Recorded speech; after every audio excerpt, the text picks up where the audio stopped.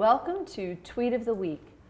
I am very delighted today to be able to introduce two students from Tuscarora High School. Both of these young ladies are sophomores at the school. I am joined by Alexa Hall and Ebony Dobson. And you are here because there's been a lot of tweeting coming out of your school during Black History Month about a special project that you undertook. Ebony, you want to talk to us a little bit about that project? Well, we had a paint night at our school for Black History Month. There was a book that I read with Project Lit called Children of Blood and Bone, and we took that book that is about a girl who has to go out and get her livelihood back, because there was magic before when her mom was alive, but her mom had died during a giant war, and so everything was gone, all it was missing, and they were pretty much oppressed in their society. So then she and a group of friends had to go and get magic back. And so they had this whole battle between the kingdom and morals, and she had a really hard time with herself because she had a lot of turmoil in herself during the book.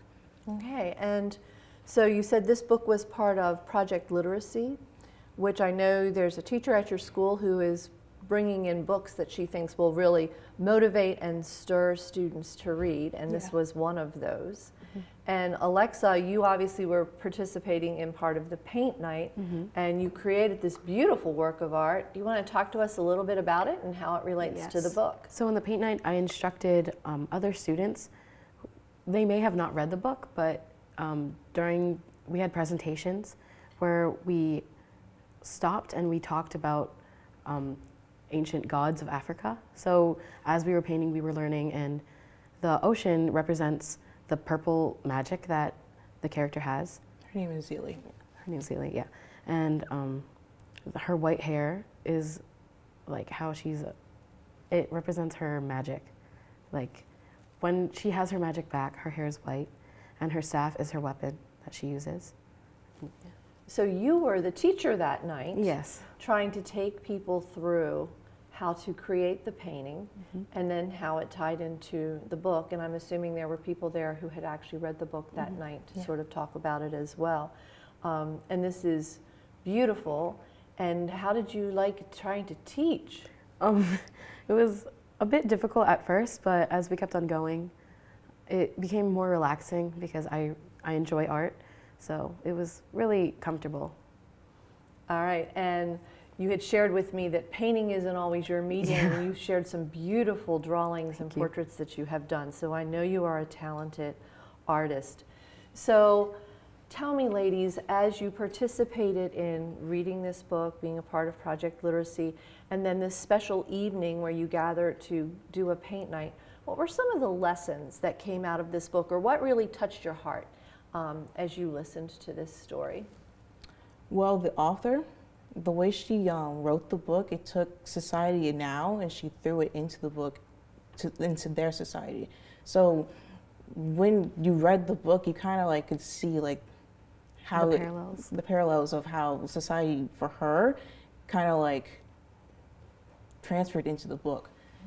Zelie had a lot of trouble with dealing with her magic and dealing with all the troubles because she was pretty young when she had to go out and pretty much save her society and the people of her group and stuff. So it kind of, for me, it kind of feels like people that are oppressed and people that have a culture and stuff that kind of doesn't get represented for them when they're living. And that's kind of what I saw about it. And how about you? So as she was reading Children of Blood and Bone, I was actually reading a book called Patron Saints of Nothing. It was written by Randy Rabai. He's a Filipino author, and it was cool because we both got to read from authors that reflect our own heritage. I'm half Filipino and Ebony's African American, so in Project Lit, you get to read books that represent yourself, which usually doesn't happen in regular books, maybe Shakespeare, stuff like that. We love those stories, but sometimes it's nice to see how you yourself can be reflected in a story. And so these authors have really been able to touch you and draw some parallels between what you're reading in the book to life in the United States today. And hopefully, it sounds like, I'm going to go out on a limb here since I haven't read the book, but recognizing that the power lies within you, Yeah. and be willing to make sure that your power isn't taken away by anyone else, and be who you are and use all that you have within you to fulfill your dreams, knowing that sometimes you may have to push back against people who are trying to keep that from happening, right? And that is pretty much what the book's about.